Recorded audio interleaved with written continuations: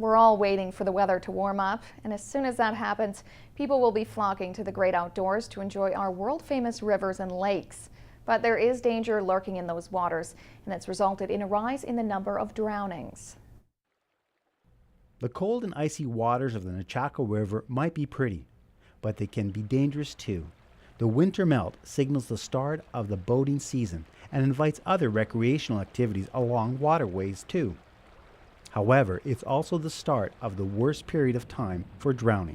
When people are going out into these waterways, it's really important to have proper preparation before you even step out. According to the latest figures from the BC Coroner Service, drownings occur more often in BC's northern and southern interior. Province-wide, 81 died in drowning deaths in 2012.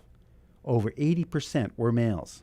So we are absolutely seeing an increase around drownings for men. And often what's taking place is that we see men out in motorized watercraft. They are drinking alcohol and they're not wearing their life jacket, or they're not putting it on correctly. While the majority of drownings occur between May and August, the risks change over the months.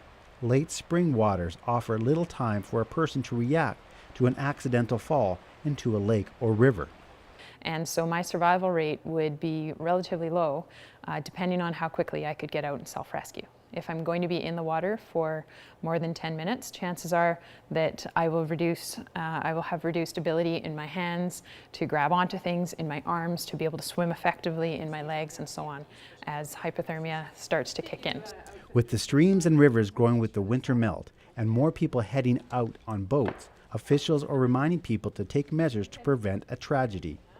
The continued development of life jackets is making it easier to wear one, no matter what your activity.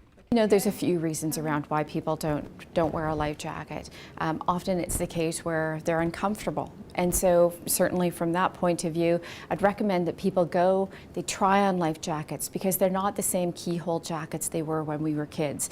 It's a simple precaution that can prevent a picturesque day on the water from turning into a tragedy. Dave Branco, CKPG News.